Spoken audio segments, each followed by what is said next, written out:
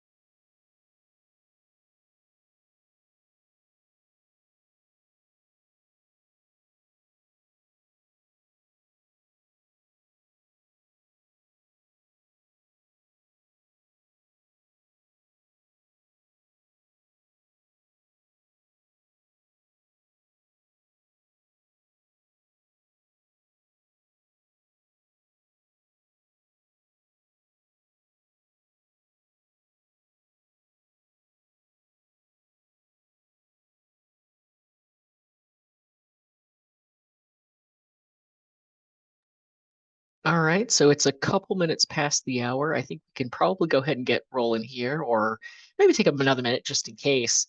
I guess just to kind of get things started before we really jump into the webinar here about AI-powered budgeting and spend management using Concord.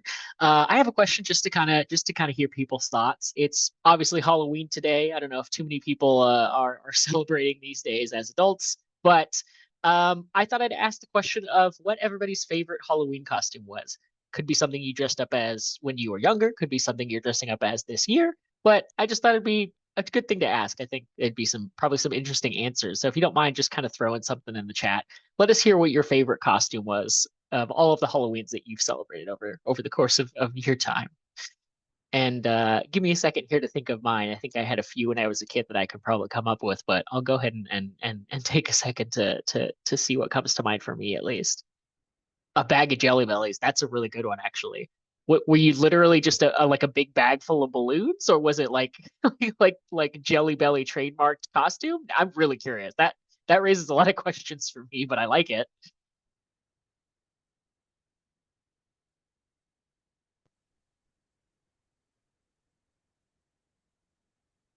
Almost 20 of us are dressing up as Star Wars this year. I take it by us, you mean the people at your org or in your team. That's amazing. That's impressive getting that many people to to join together. One year I dressed my kids as the cat in the hat thing 1 and 2. That's very cute. I really like that. I've heard of people doing that with their kids. It's always great. The balloons were an occupational hazard in the school, so I was the bag without the beads. That's fair. I can respect that. Safety first in all things. Definitely. I like the idea of dressing up as the entire concept of Star Wars, not just a specific character from Star Wars. So one costume encompassing, you know, 9 movies, 2 offshoots, spin-offs, TV series, non-canonical books, the whole thing. Best of luck, Heather, and capturing the entirety of Star Wars. Love it. Yeah, I think I think my favorite, everyone dressed up as minions with one Gru. That's also a pretty good one, especially if you have a lot of children who are willing to kind of join in as your kind of group of minions. That's really solid. I think my favorite one was when I was 13 in eighth grade. I wasn't even planning on going out for Halloween until like 10 seconds before my friends decided to go out. And I happened to be hanging out at my friend's house. And so his dad, who was a UPS driver, let me borrow his UPS costume. So I got to go as a UPS driver. Took about 10 seconds to put that together. And it was still pretty fun. People liked it. I appreciated how little effort I was able to put into it to make something solid. But what about you, Benji? Similarly, I had a friend who had a connection at a juvenile detention center and was able to get me a real laundered jumpsuit from a juvenile detention center. So as a high schooler, I went like as a prisoner, and it was very legitimate and kind of freaky. But I kept that costume for many years. Wow, Yeah, that's super solid. No, respect. That's yeah. awesome. Okay, so enough with the fun games. I know we all came here to be relatively serious, at least as far as Concord and what it can do for budgeting. So we can go ahead and jump on in here. Yeah, so just to kind of start things off, as the title mentions, we're going to be talking about AI powered budgeting and spend management using the AI feature in Concord to pull out to contractual and financial data within your contracts and using that to manage things like budgeting and spending. So with that, Benji's going to be taking us through just the various ways that you can utilize it. But as far as like a top down look, the ways that you can really utilize the AI feature for this purpose, or at least the ones that we've seen it used most oftenly so far, are a couple different things. The first off is just use it to allocate resources efficiently by analyzing your spending trends across different vendors or different categories. So if you can pull different financial data for different types of spending and different types of categories across your different contracts, you can use our reporting system to pull all that together, or maybe even a separate reporting system to crunch those numbers and kind of get a sense of how you're spending across different categories and in different ways. The second big one is just reducing or reallocating your spend depending on where you feel like your return on investment is low. So, using that financial information that you're pulling from your contracts in order to gauge where you are getting the most ROI out of your contracts, or what you can tell from your contracts as far as ROI, and that way being able to fund it, funnel funds more in those directions where you're actually going to get those returns. And lastly, is just kind of anticipating changes in spend due to contract escalations. So being able to track, like it says here, yearly rate increases, or just how spend across certain factors, or even across a very specific type of contract might change and go up or down over the course of various years as you have the same type of contract, but across different years, and being able to kind of track those types of things. And then finally, we'll just kind of close things out by talking about what webinars we have coming in the pipeline. But with that, we can kind of jump into the actual nitty gritty. And with that, Benji, do you want to go ahead and take it away? I will take it away, Caleb. Thank you. And as a reminder, for in case people haven't been here on a webinar I've been on, my name is Benji Orlansky. I'm our head of customer success here at Concord. So we'll be going through a couple of detailed examples of what Caleb just described. So the first piece of budgeting, and just to take a quick step back, obviously, Concord is not going to be used to generate your initial budget, but instead, Concord can be used to measure how you're performing against your budget and then to influence budgets going forward. Basically, at the beginning of the year, you decide where you're going to allocate your funds, and then contracts come in, partnerships get made, money moves in and out of the business, and it's hard to see exactly how we did against our plan at the beginning of the year. Concord helps make that a little bit easier. So the key to that across all of Concord is metadata. So you have documents, you have agreements, you have contracts in our system. Outside of metadata, it's really just files. It's really just documents. It's really just sheets of digital paper in a repository, and Concord does make it easier to find those documents.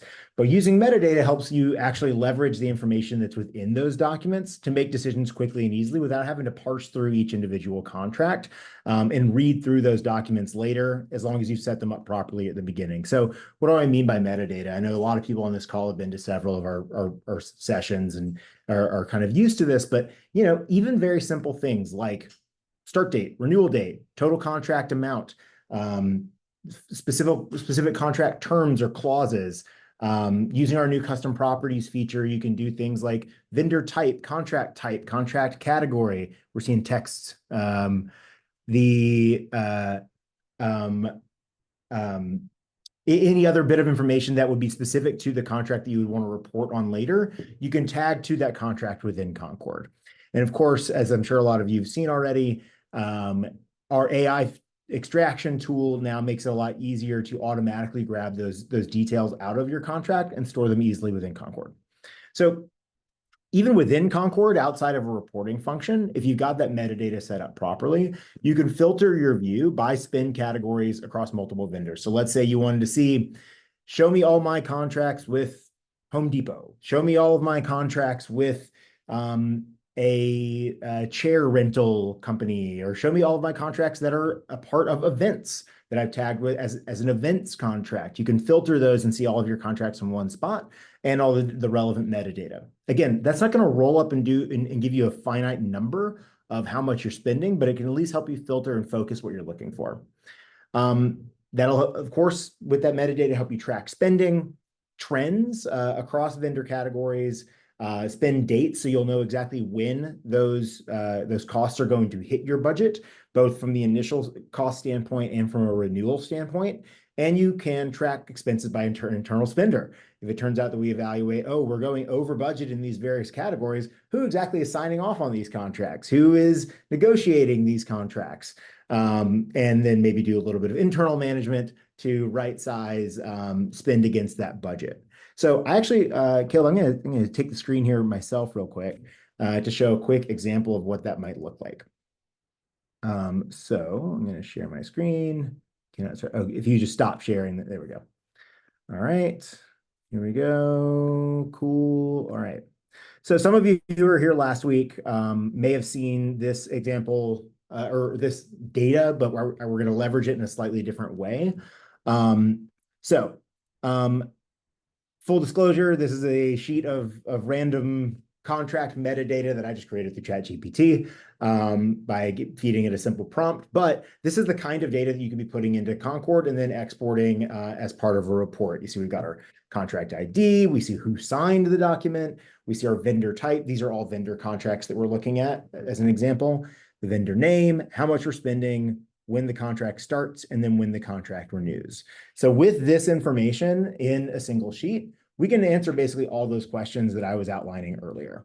And before we get a question, it is our goal over the next several quarters to build this kind of reporting directly with inside Concord natively so that you can do this kind of analysis without having to leave Concord. But in the meantime, we want to make it easy for you to leverage the data that you have within Concord to make to gather this kind of information and these assumptions. So I will assume that most people here have a general idea of Excel and using pivot tables, but if not, I'll do a quick understanding. So here we've got several lines of data, but we can make this quick and easy to kind of crunch it by making a pivot table off of this. And the way that I'll do that, I'll highlight all the data, hit insert, and go to pivot table, which is going to put me in a new sheet. And for those unfamiliar, a pivot table is basically just a tool within Excel and within Google Sheets that lets you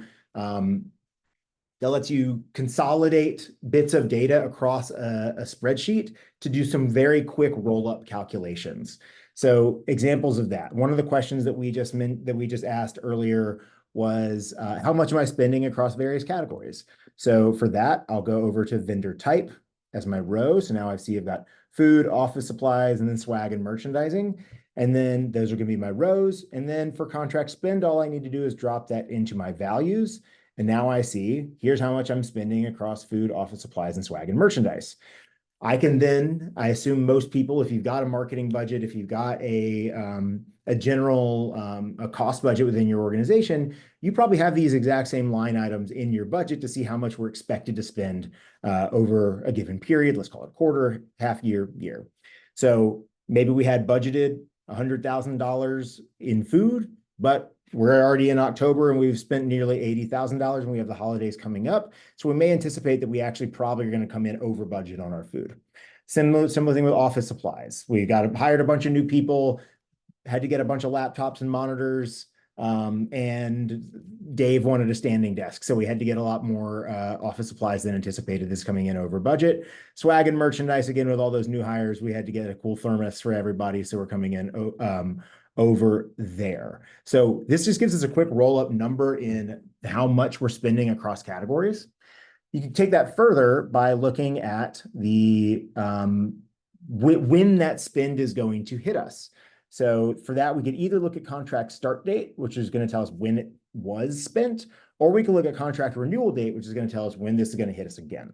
So I'm going to do that on our columns. I'm going to move my contract renewal date in here. And oops, you're going to see that this is now creating a different column for each date. That actually has not helped me a ton because I don't want to break it down by day.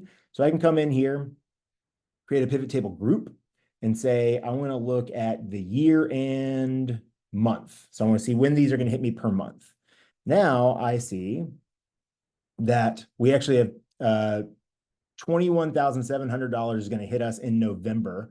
Actually, this data was bad because it's showing us from last year, but let's pretend that it's not. Looking ahead, yeah, this is last year's data, but let's pretend that we're in this time last year.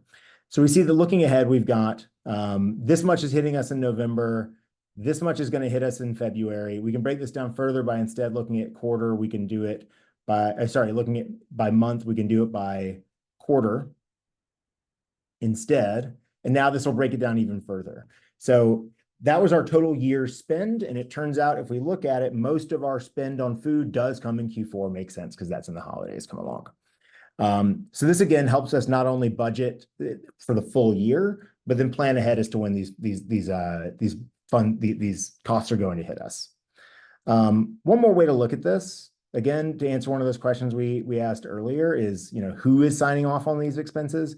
Similarly, you can come in for this contract signer field, move that into an additional row, and then we can see each of these different categories broken out by who signed off on those different costs. And then let's say we are coming in over on food. Our main offender is, of course, Jennifer Sandwiches. And I promise I did not intentionally make that last name for food, but it happened to work out the way, and that's funny to me. But we can see, Jennifer Sandwiches signed off on this. I can double click into this, see that she's spending a lot at gourmet products. Maybe let's scale back and go for Costco next time. These are just kind of some semi-silly examples of how you can leverage this data to kind of get more insights into what you're seeing rather than needing to parse through a lot of individual contracts within Concord or even outside of Concord. Before we go back to our PowerPoint, any questions on this? Is this helpful?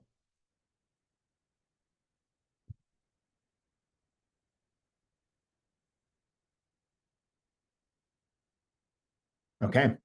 In that case, Caleb, I will stop sharing. We can pass back to you to go through the next couple of slides. Or you can pull up yours. I'll keep talking. You're on mute, Caleb. I am. I'm always on mute when it comes to these things. Let me go ahead and share my screen again. Yes. Okay. So, moving right along, onto the next major slide, which is to do with reducing or allocating spend. Where ROI is low. So again, we don't need to have a visual for this as much as what we were looking at before. But there's a couple of ways we can evaluate our budget, right? One of the things is we know how much we want to spend, but are we getting the value out of where we're placing our bets? Obviously, some things we're not expecting an ROI on, swag and merchandise. It's not really going to be a return on investment there, but things like ad spend, things like lead sources, things like recruiting data, if we're looking for if we're paying a firm for candidates. These are all expenses that we expect to have some kind of return on. And we could leverage what we're seeing in Concord in terms of what we have, what we're spending, what we're contracted to spend, and then looking at our other tools within our business to see what value we're getting out of that. So one thing you can do, you can push contract data to your CRM. If you happen to use their CRM like Salesforce, like HubSpot, we have direct integrations with those tools and can push things like contract value, contract renewal dates, any kind of additional financial terms back to your CRM. And within your CRM is probably where you might have ROI data like total return, total revenue generated, it's something like leads, a lead sourcing tool. You can see how many leads you've generated, how much of that has closed. You could see within your CRM, and then compare that against how much you spent on that tool from your contract data. You can also reduce spend with low ROI vendors. So again, looking at what the data set that we just looked at, we can break out our budget by viewing how much we're spending in aggregate and then go a couple layers deeper. We're spending a lot on food. Well, people don't even like the gourmet food that we're buying. So we can look at that line item and reduce that. It really just helps you isolate your spend and figure out where you can cut costs and reduce your budget for the coming year. We'll go to the next one, Caleb. And the last bit is anticipating changes in spend due to contract escalations. Now, this isn't going to apply across the board. It's not going to be the case for every contract that you deal with, but in certain situations, you may have already negotiated contract escalations. They may come in a couple of forms. One, I mean, I know I've signed several contracts where year one, it's a 3-year deal, and year one costs, you know, $50,000, and then year two it bumps up to 60, and then year three it bumps up to 65.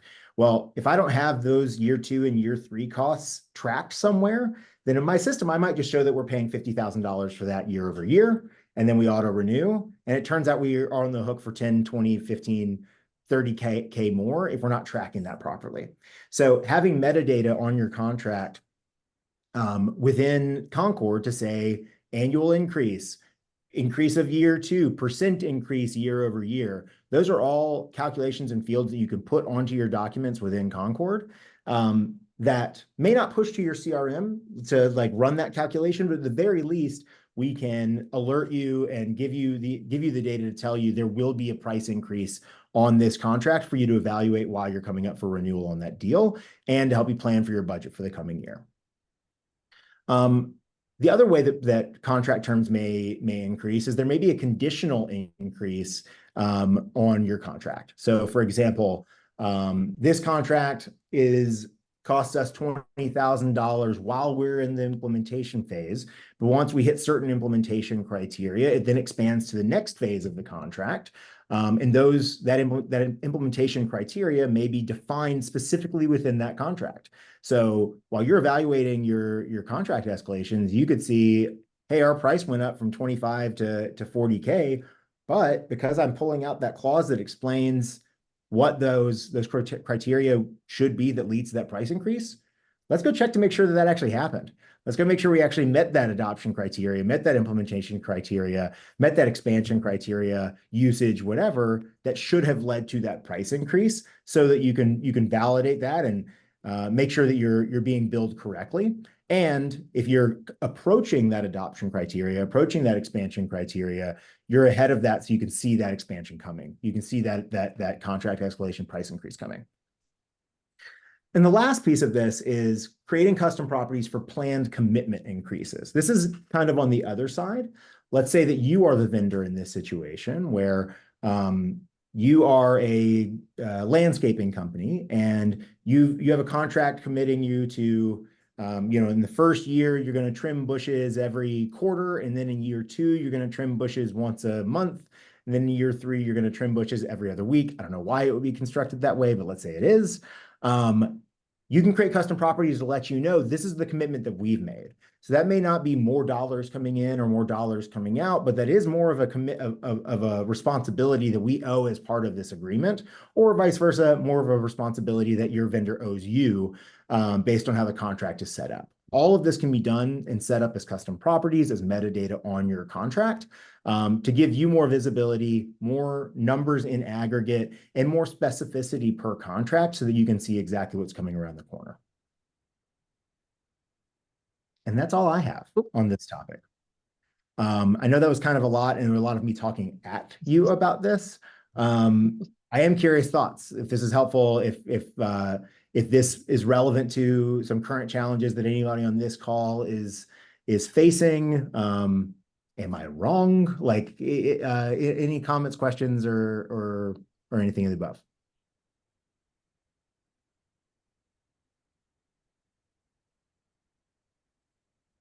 Now I just really want to see a picture of all these minions in Gru. Yes, this would be good for budget forecasting. Thank you, Carissa.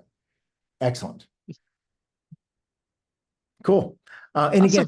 again, long-term, the plan is to move a lot of this into Concord. A lot of our focus is on making this a tool for you and your financial teams to be able to gather these insights quickly and proactively. In the meantime, I want to make sure that you're equipped to leverage what's already in Concord or set up your Concord instance so that you're capable of leveraging these insights for yourself. But back to you, go. Awesome. Yeah, no, thanks, Benji. I think that was really informative. And just to kind of close things out, as I mentioned, we do have a couple other upcoming webinars, including next week, one on new Concord project features that I think is going to be really interesting. And then one following that, focusing on the custom document properties, which you guys may have seen if you've looked at the summary panel recently and seen the document properties area. You can create